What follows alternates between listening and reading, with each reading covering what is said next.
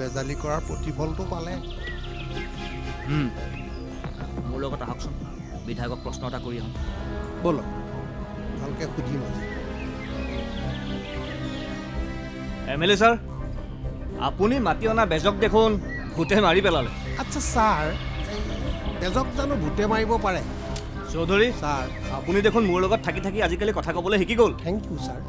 উত্তৰটো দিয়ক। নাই নাই, এইটো হ'বই নোৱাৰে। তেওঁলোক এলা পেচা বেজ নহয়,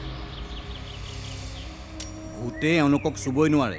ডাঙৰীয়া, সকলোৱে দেখিছিল তেওঁলোকে মদৰ বটল লৈ কি বেজালি কৰিছিল। চাওক, সিহঁতে কি খাইছে নেখাইছে সেইটো মোৰ বিচাৰ্য বিষয় নহয়, কিন্তু সিহঁতক যে ভূতে চুবও নোৱাৰে সেইটো খাটাং। তেন্তে আপুনি মানি ল'লে যে এয়া কোনো মানুহৰ কাম, ভূতৰ নহয়, হয়নে? হ'বও পাৰে।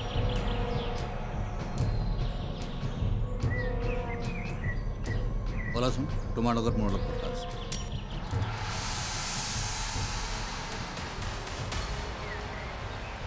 ছাৰ, হাইঠা মাটিত পৰিল।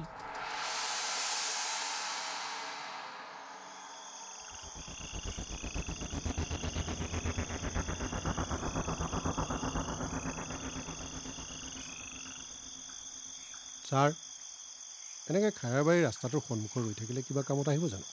নৰৈনো কি কৰিব? অঁ, সেইটোও হয়।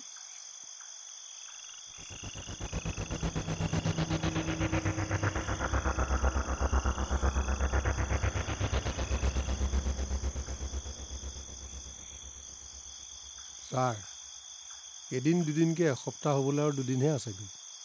এই দুদিনত যদি আপুনি অপৰাধীক কায়াত্ব কৰিব নোৱাৰে তেতিয়াহ'লেতো আৰু চাকৰিটো যাব।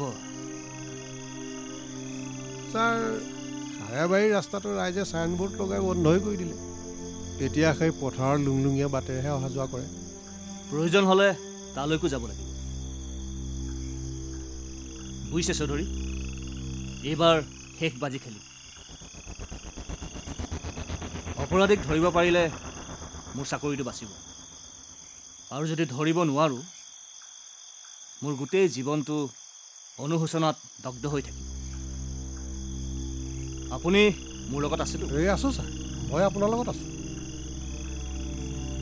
ছাৰ, এতিয়া বহুত দেৰিয়েই হ'ল, গৈ থাকোঁ নেকি? আপুনি মোৰ লগত থাকিম বুলি কৈছিলে। হ'ব ছাৰ, মই আপোনাৰ লগতে আছোঁ।